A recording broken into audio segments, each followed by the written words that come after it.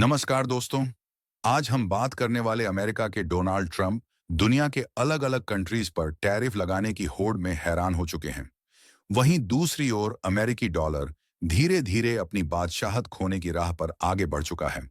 और इस बीच आहिस्ता तरीके से इंडिया ने अब डॉलर पर अपनी निर्भरता खत्म करने के लिए एक बड़ा कदम उठा लिया है। जहां सिर्फ 24 घंटे के अंदर इंडिया ने दूसरा बड़ा एक्शन लिया है और 30 देश के साथ मिलकर एक नई शुरुआत कर दी है। जी हाँ दोस्तों, यह अमेरिकी डॉलर के लिए बहुत बुरी खबर है कि इंडिया ने किसी एक या दो नहीं, बल्कि 30 देश के साथ डॉलर की बजाय सीधे रुपए में अपने व्यापार को करने की तैयारी कर दी है। यानी कि कहने का मतलब यह है कि इन देशों के बीच इंडिया को अपना सामान खरीदने और बेचने के लिए डॉलर में पेमेंट नहीं करना पड़ेगा, बल्कि सीधे रुपए में पेमेंट होगा।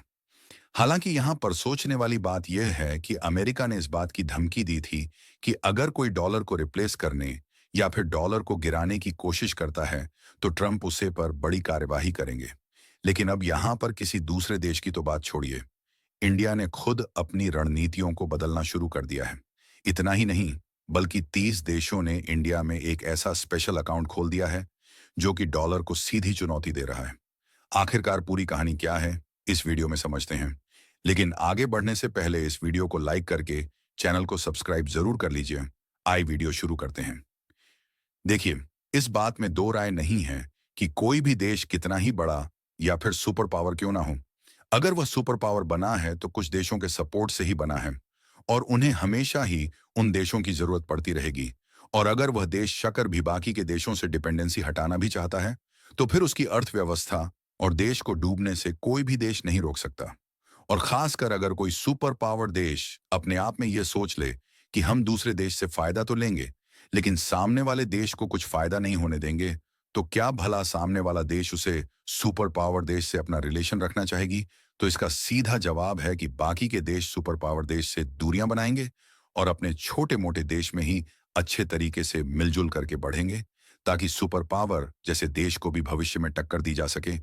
ऐसा ही कुछ हल अमेरिका जैसे सुपर पावर देश का हो रहा है, क्योंकि अमेरिका में जब से ट्रंप आए हैं, उनका जिन देशों से फायदा हो रहा था उन देशों के साथ तो बड़े अच्छे तरीके से पेश आ रहे हैं।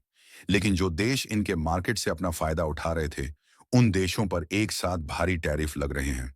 और जब से इन्होंने कई देशों पर 1525 या फिर 50% की टैरिफ इंपोज की है, तब से ज्यादातर देश इसे खासा नाराज है और वह मिलकर अमेरिका को सबक सिखाना चाहते हैं।